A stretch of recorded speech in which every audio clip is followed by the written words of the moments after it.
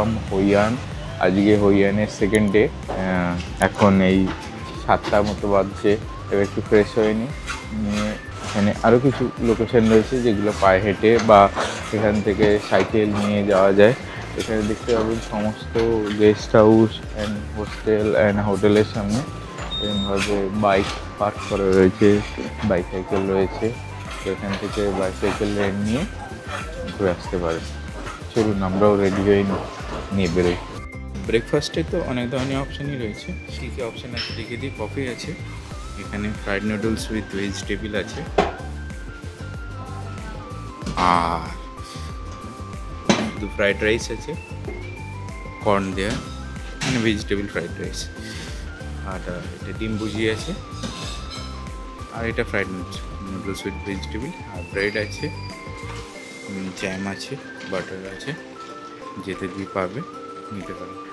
আমি আপাতত রাইস আর ডিম ভাজা আর একটা কলা নিয়েছি। ট্রাভেল উইথ ইপানের আর একটা নতুন এপিসোড নিয়ে চলে এলাম আমি শঙ্খ, আপনাদের ভ্রমণ সঙ্গী। আজ আপনাদের নিয়ে যেতে চলেছি হইয়ানের ওল্ড টাউনের ভিতরের কিছু গুরুত্বপূর্ণ আর ঐতিহাসিক জায়গা, যেগুলো শুধু এই শহরের গর্বই নয়, ইউনেস্কো থেকে ওয়ার্ল্ড হেরিটেজ সাইট তকমাও পেয়েছে। তো চলুন সময়ের গহীনে হারিয়ে যাই আর খুঁজে বের করি হইয়ানের ইতিহাসের ছোঁয়া।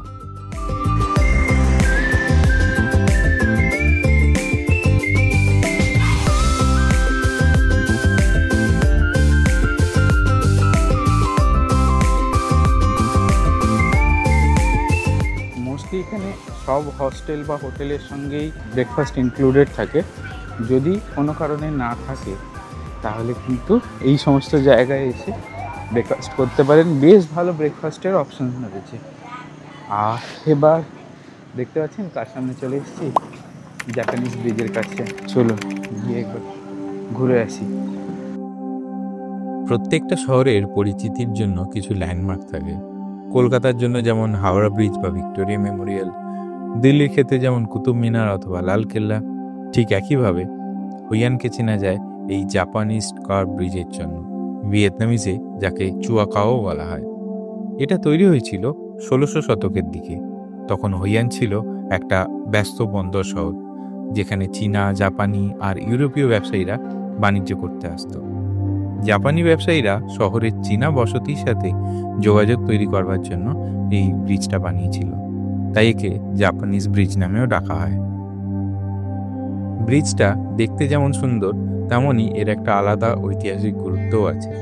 কাঠের এই ব্রিজটা প্রায় 18 মিটার লম্বা, আর মূল অংশটা পাথরের তৈরি। ছাদটা জাপানি আর চীনা স্টাইলের মিশেলে বানানো হয়েছে। ব্রিজের একপাশে একটা ছোট মন্দির আছে, যেটা পরবর্তীকালে তৈরি হয়েছিল, যেখানে বজ্রপাত আর ভূমিকম্পের দেবতার পূজা করা হয়।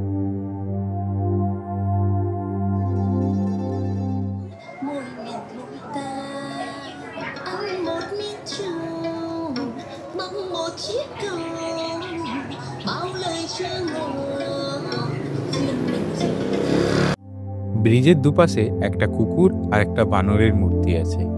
অনেকে বলেন জাপানি সম্রাটদের শাসনকালের প্রতীক, কারণ তাদের রাজত্বের শুরু আর শেষ হয়েছিল কুকুর আর বানরের বছরে। আবার কেউ বলেন এগুলো ভিয়েতনামের ঐতিহ্যেরই অংশ।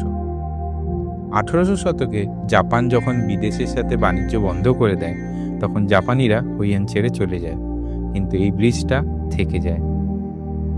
এখন এই হইয়ান শহরের গর্ব হচ্ছে এই জাপানিজ ক্রভার ব্রিজ, আর পর্যটকদের অন্যতম আকর্ষণও এটাই। তার মানে বুঝতে পারছেন, শুধু জাপানিজদের কাছেই নয়, চাইনিজ আর ভিয়েতনামিজের কাছেও কতটা ইম্পর্টেন্ট এই জাপানিজ ক্রভার ব্রিজ। তাদের ঐতিহ্যের সাথে জুড়ে রয়েছে ব্রিজটা। চলুন আর একটা টেম্পল আছে সামনে, দেখাই আপনাকে। যদি হইয়ানের এনসিয়েন্ট টেম্পলগুলো আলাদা করে ভিজিট করতে চান, এখানে রয়েছে টিকিট স্টল, ঠিক জাপানিজ ব্রিজের বাঁ দিকে, মানে জাপানিজ ব্রিজের দিকে মুখ করে থাকলে বাঁ দিকে পাবেন গেটের কাছে। আর এখানকার টিকিট প্রাইসগুলো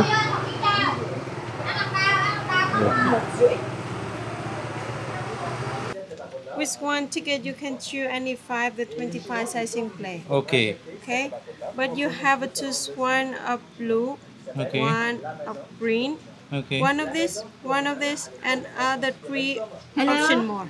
Okay. Total, you have 5 buildings. Okay. And the ticket include the music show, 10, 15, 315, 415 every day. It's free when you have a ticket.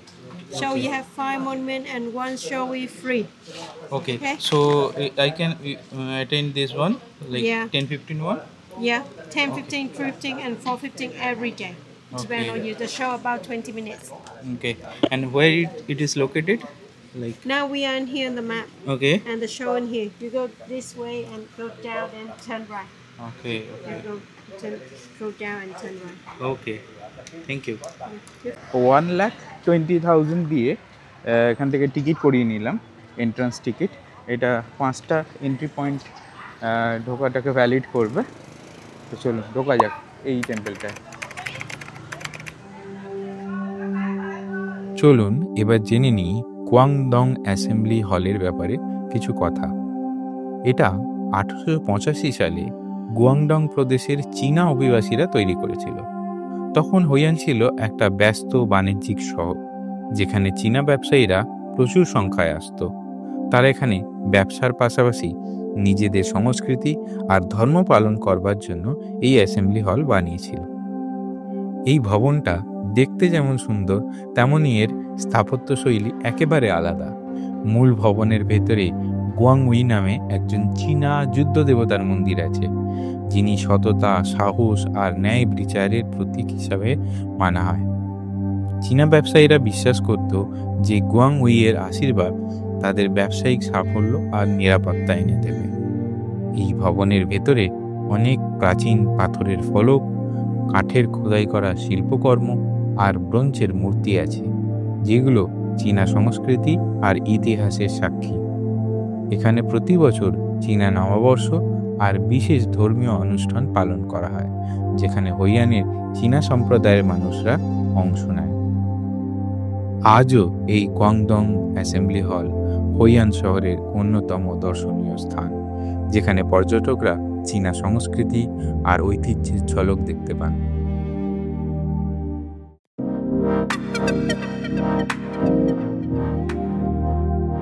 তো এবার আমরা আরেকটা অ্যাসেম্বলি হলের সামনে দাঁড়িয়ে আছি। এর নাম হুই কোয়ান ফুকিয়েন বা ফুকিয়েন অ্যাসেম্বলি হল। এটা হুইয়ান শহরের অন্যতম সুন্দর এবং ঐতিহাসিক স্থাপত্য। দেশ বিদেশ থেকে প্রচুর পর্যটক এই স্থাপত্য দেখতে কিন্তু ভিড় জমান। একসময় ফুজিয়ান প্রদেশের চীনা ব্যবসায়ীরা এখানে আসতো বাণিজ্যের জন্য, তাই এদের নিজস্ব ধর্মীয় উপাসনা ও সামাজিক অনুষ্ঠান করার জন্য এই অ্যাসেম্বলি হল তৈরি হয়েছিল।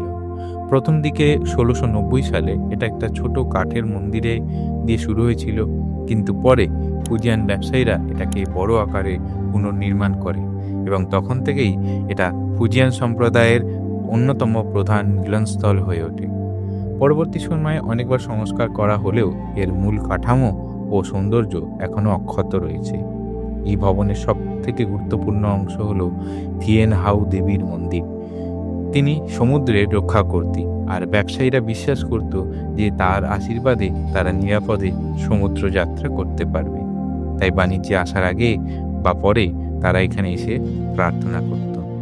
এছাড়াও এখানে আছে ফুক, লোক আর থো, এই 3 চীনা দেবতার মন্দির, যারা সুখ, সৌভাগ্য আর দীর্ঘায়ুর প্রতীক। 12 জন ধাত্রী দেবীর মূর্তি এখানে রয়েছে, যারা নবজাতক শিশু ও মায়েদের রক্ষা করেন। চলুন এবার বেরোনো যাক। আমরা এখন দাঁড়িয়ে আছি কোয়াংকং মন্দিরের ভিতরে, যা এখানকার অন্যতম প্রাচীন ও গুরুত্বপূর্ণ চীনা মন্দির।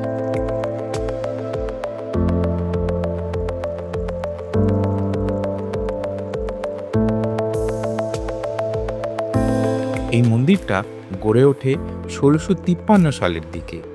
চীনা ব্যবসায়ীদের একটা বড় অংশ ছিলেন হান চাইনিজ, মানে হান প্রদেশের লোক, আর তারাই এই মন্দিরটা বানিয়েছিলেন চীনের এক বিখ্যাত বীরপুরুষ কোয়াংকং এর সম্মানে। নামটা শোনেন নাকি? কোয়াংকং ছিলেন চীনের 3 কিংডমস পিরিয়ডের একজন কিংবদন্তি সেনাপতি। সাহস, সততা আর দেশপ্রেমের প্রতীক ছিলেন তিনি। চীনা সমাজে তাকে দেবতার মতো পুজো করা হয়। যোদ্ধাদের রক্ষাকর্তা, ন্যায়ের প্রতীক আর ব্যবসায় সাফল্যের আশীর্বাদক হিসেবে তিনি পূজিত হন।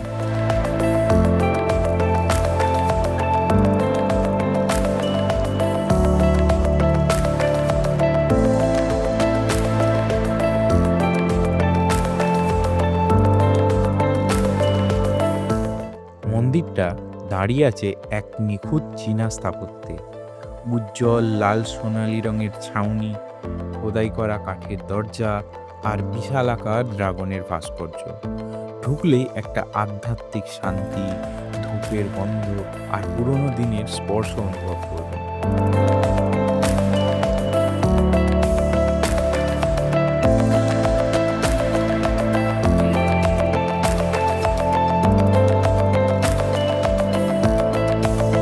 বছরের বিশেষ সময় যেমন ভিয়েতনামি নববর্ষ মানে টেট ফেস্টিভ্যালের সময় মন্দিরে উৎসবের আমেজ থাকে। গান, নাটক, সাংস্কৃতিক অনুষ্ঠান আরও কত কি।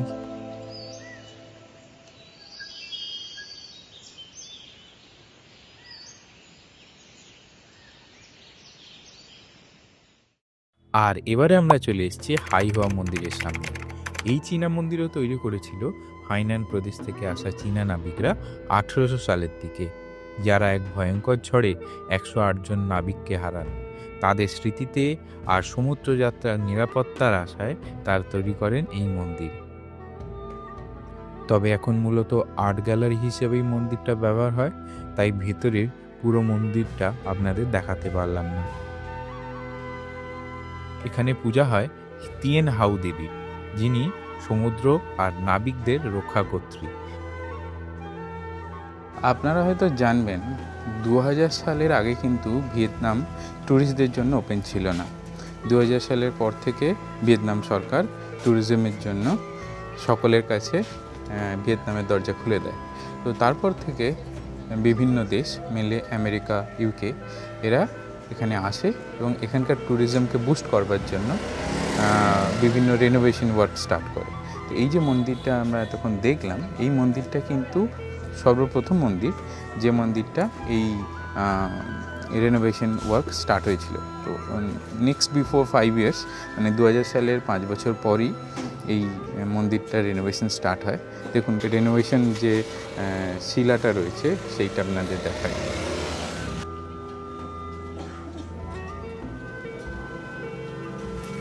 তো দেখতে পেলে 2005 সালেই কিন্তু এটা রেনোভেশন ওয়ার্ক শুরু হয়ে গিয়েছিল।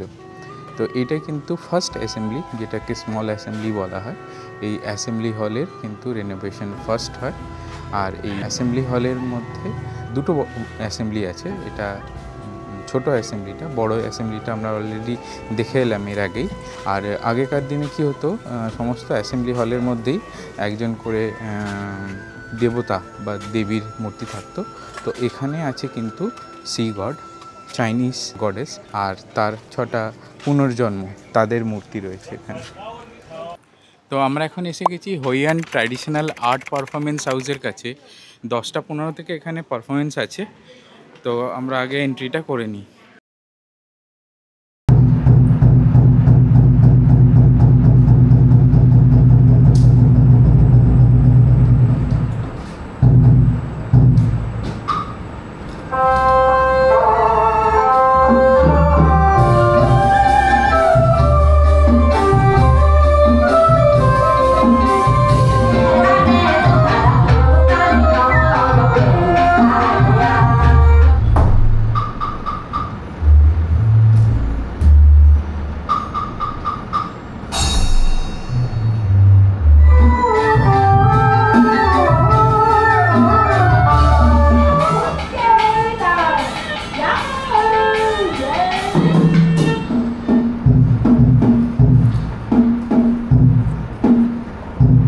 আমাদের শো মোটামুটি শেষের পথে, তো বেরিয়ে পড়লাম।